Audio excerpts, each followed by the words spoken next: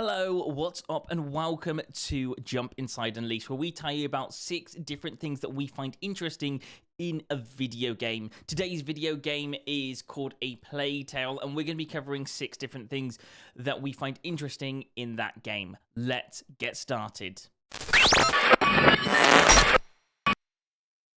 Okay, so just a quick rundown before we get started, that we cover the main 2 hours of a video game. So what we'll be talking about is things that you'll experience within the first 2 hours of this game, starting off with Companionship. And this game is very heavy on companions. He's coming! Ha! Bloody brambles! You're going too fast for me. Come on, Sorcerer, catch us! No matter what you're doing, this main character that you play as will always be having a companion by their side for the majority of this game, or at least the beginning of it so far of what I've played. Look at that! A castle. Let's go see! Yeah! All right then, time to run. So you'll be joined by 2 different companions for 2 different missions of these first 2 main missions of this game. One is your little brother and one is what I think is your friend. This is a really good thing because I think this just generally helps give you a story impact in this game. So the character isn't talking to themselves all the time, they're talking to this companionship, which is helping along with the story. It makes it so that your character that you play as always has someone to talk to. I can't believe we made it.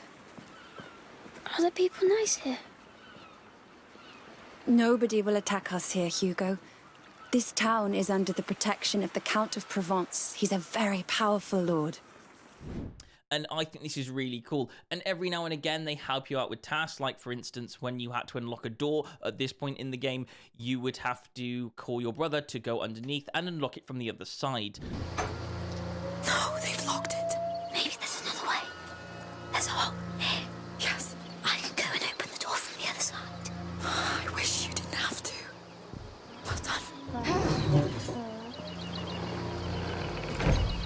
Anyway, there you go. That's Companionship. Moving on to Slingshot, which is the next thing on this, which is a weapon that you'll use for the majority of this game. Yes, the Slingshot, which is really cool. You'll be able to hit targets.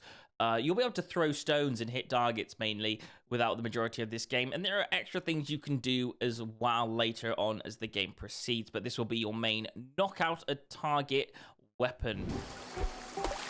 No foul magic will defile this kingdom. Only good magic! I absolutely love the Slingshot. I would just, instead of hiding from the target, I'd probably just slingshot them to knock them all out. I like the fact that the player that you play as isn't so much as a killer as much as a let's just knock them out and get past as quick as possible, which is a very interesting concept of this game, where you play as characters that not necessarily into the whole killing feel, which is cool, even though that they are surrounded by death for the majority of this game, which is very interesting. Come back here! We need an exit. The door! Here, He's still behind us! keep an eye out for an exit. This was one time too many. Don't think we'll let you go this time.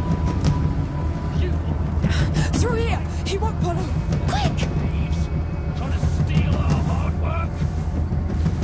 You bastard! Get down, quick. I won't come back, I swear!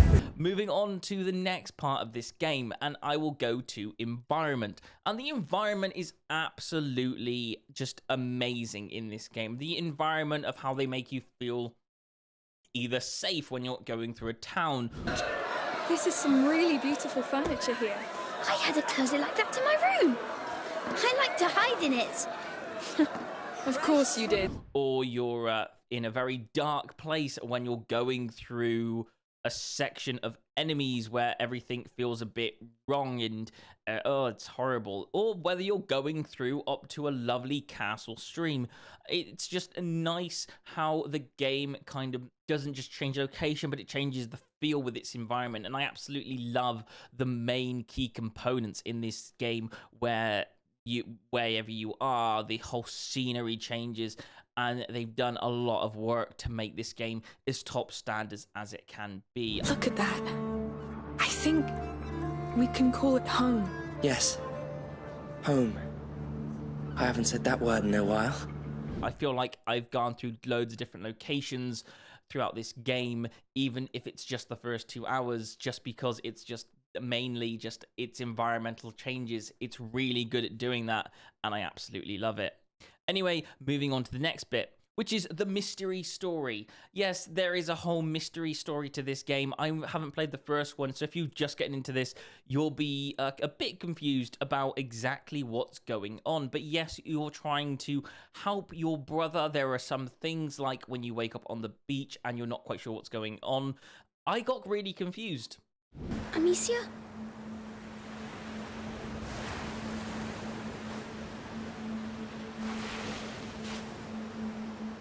Don't hurt me.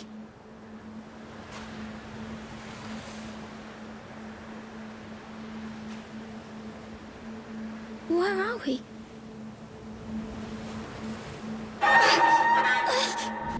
But it also was a good thing because now I really want to solve the puzzle of what's actually going on in this game. I don't know if the first game gives enough clues away, but like this game is definitely a mystery story where you have to solve things to uncover exactly what's actually going on in this whole city. And yeah, it's not nice. It's a really dark game considering. Is it? The bite, yes. They've locked the arena down. They let them die here. It's starting all over again. Not starting. Spreading. Hugo.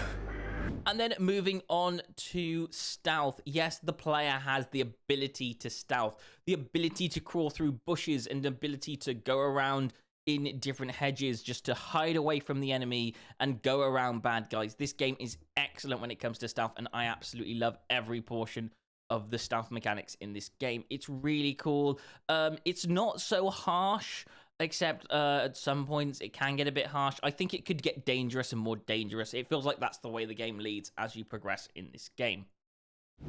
Where is she? Still in the cart. Do you see her? Move on. Stay low. No, she was right there. She must be still around. Open your eyes. Let's extend the search to the fields. Yes, go away. Careful, she's wicked. She might be right next to you. Intruders reporting. Keep a lookout. They can't.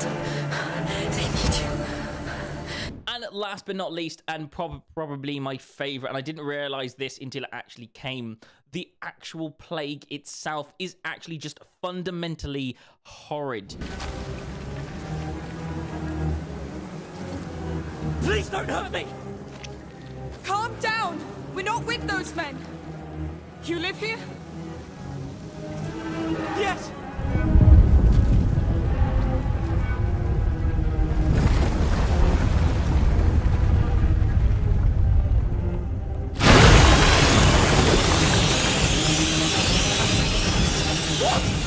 What is that?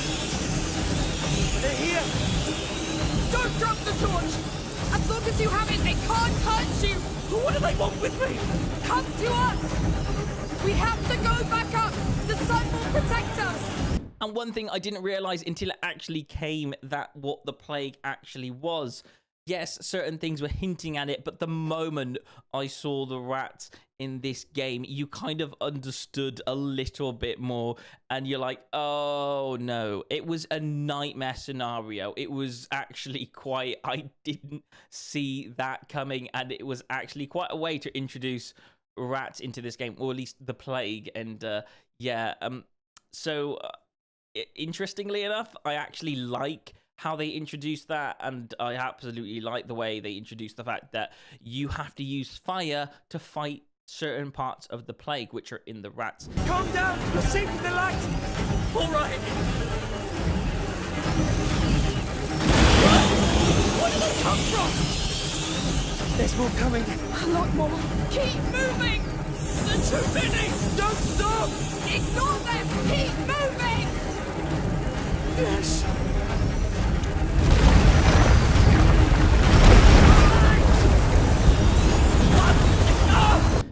And I'm not quite sure exactly what's going on in this story, but it's just interesting and it's really cool, and I absolutely love every bit of this.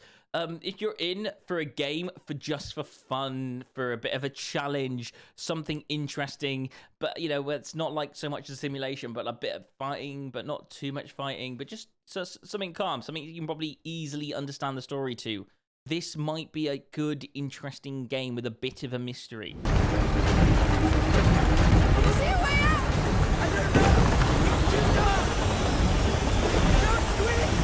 Anyway, that's the game right there. That's The Plague Tale. If you do enjoy this type of feel, which I didn't think I was until I actually played it. I thought I was gonna hate this game, but turns out I really enjoyed it. It was an easy story to understand, and I absolutely loved it. So yeah, there you go. That's A Plague Tale. If you do enjoy this type of game, all the links to this game and its pricing are either in the description or on the screen right now. And of course, I picked this up from Game Pass for free. So if you've got Game Pass and you did feel like you want to play this game, then you're more than welcome to go ahead and play it right now if you've got Game Pass. There you go. I'm not quite sure if it's for the Xbox Series X, but I'll probably leave some detail on the screen if it's not. Anyway, thank you so much for watching, and I will see you guys in another video. Goodbye.